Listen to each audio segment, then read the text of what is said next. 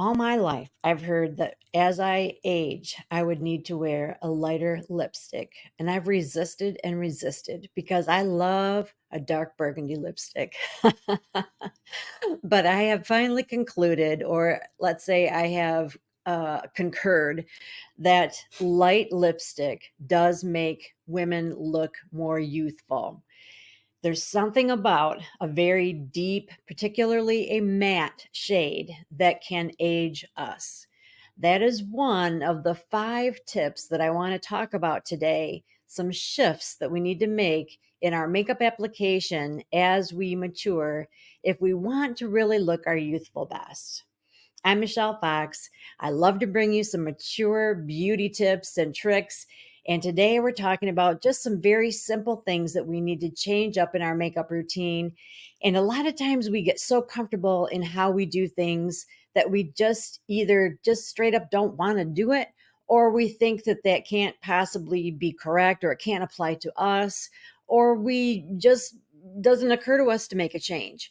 But these are very simple changes that when you see the difference it makes and you make a decision to make the changes, you will be amazed at the impact that it has. All right. So, are you ready? Because these are so easy and you can do them today.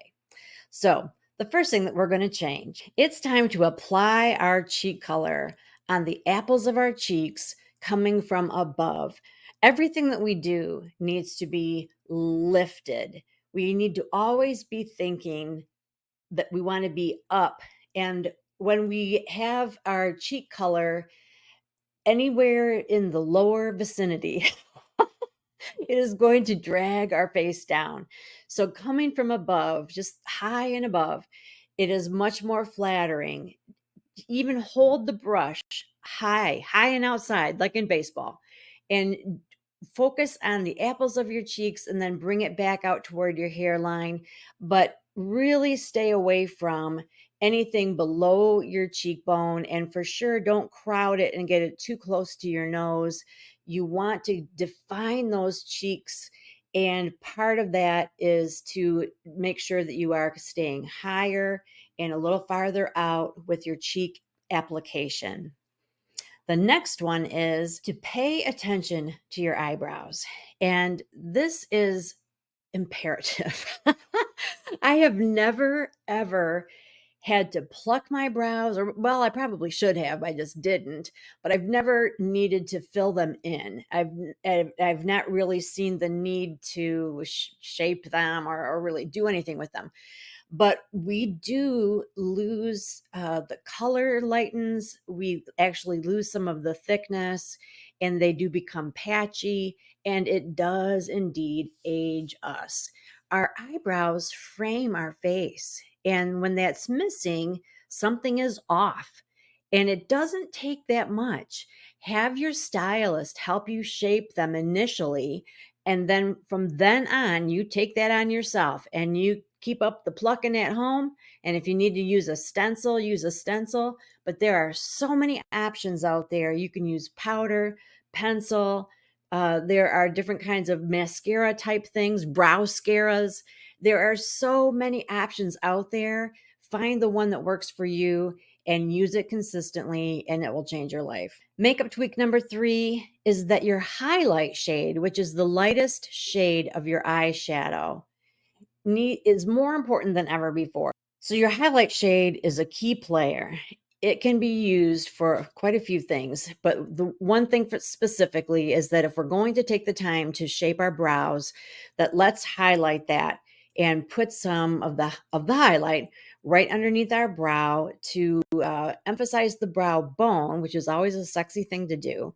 It's also going to draw attention to the shape of our brow, which is now going to be amazing. And it helps to give just some brightness and some lift to our eyes.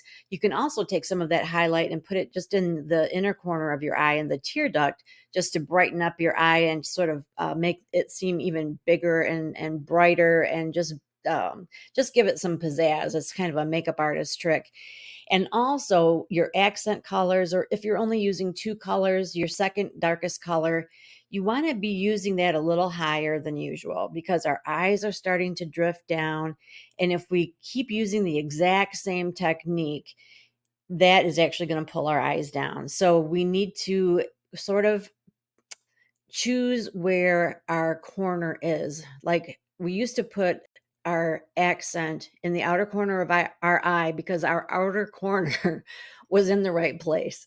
Now it's not necessarily in the right place. So we need to sort of decide where that outer corner should be. Do you follow me? So it needs to be a little higher, perhaps, than where you're putting it right now. So look at yourself in the mirror with your eyes relaxed and decide where you think that outer area, the deep color should be, and mark it just with a little bit of color. And then go in with your brush and your color and put in the rest of it rather than just having your eye closed and putting it on how you've done it for 30 years. Because trust me, things are sliding down. So we need to actually take a minute and make sure that where we're putting it looks good when our eyes are open, when our face is relaxed, that it's a whole new ball game, people, because when we're putting on our makeup and we are kind of spreading our eyes and thinking, yeah, I look exactly like I did when I was 20. But then when we relax everything, it all, falls back down. No, things are a little bit different. So we need to apply things differently. And that's something that we need to keep track of. The next one is avoid drying lipstick formulas. Oftentimes, the long lasting lipsticks are very drying. Right now, matte formulas are super popular. Both of those options can be very aging. Do the opposite. Things that are creamy, moist, glossy, shiny, shimmery, those are very youthful. They add a lot of glow, a lot of brightness. Whenever you see words like illuminating, luminous, glossy, glow, those are all good things that we want to gravitate toward in order to kind of give us a little boost. Makeup tweak number 5 is don't give up on eyeliner. I know that we might feel like, well, gosh, my eyes are droopy or one eye is different size than the other. Do I want to emphasize that? It's not so much that we're emphasizing the differences. Again, if we line on top, we can be accomplishing a whole lot of stuff. We can actually be lifting our eyes because we're making people look at the top of our eyes rather than looking down low. We can be filling out our lashes because that darker color is just making our lashes appear thicker. And it also is just kind of giving us a finished look. You can line top and bottom. You don't want to line just the bottom because that is really drags your eye down. And that's a really good example of something that you may have for years and years and years only lined the bottom, but I'm telling you, now's the time to change.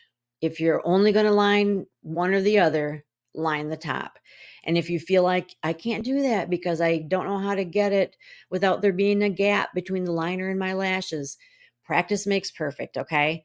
And my best suggestion is instead of just trying to go one smooth line from end to end, just do short, feathery strokes super close to your lashes, so close that it tickles. And if you still haven't gotten it quite right, after it's applied, take a super skinny brush, get a little bit of eyeshadow on it, and then blend that liner with your eyeshadow. That will accomplish two things. It's going to set that liner so it doesn't go anywhere. And it's also going to smudge it so that it fills in the gaps. And it's just going to give it a really sexy, smoky look. All right, so a quick review. You want to apply your blush high and outside. Eyebrows matter, seriously. Lighten and lift them, your eyes, that is, talking about your highlight and your accent. Moisten your pout, don't dry it out. And my favorite, topless is not okay. And I have these little gems put together in a guidebook for you. It is, of course, a free resource for you to download on my blog. And at the end of the 5 different tips, I've got a place for you to check out some different makeup combinations. I know that I really enjoy seeing different colors put together. So if you're at a place where you need kind of a makeup revamp, or a refresh, I've got some ideas for you. And then I've got a place for you to click for even more ideas online. So if that's something that you're interested in, make sure that you go to my blog and click that button. And if you are watching me on YouTube, I hope that you would subscribe to my channel if you haven't already, and share this with a friend who might enjoy it as well.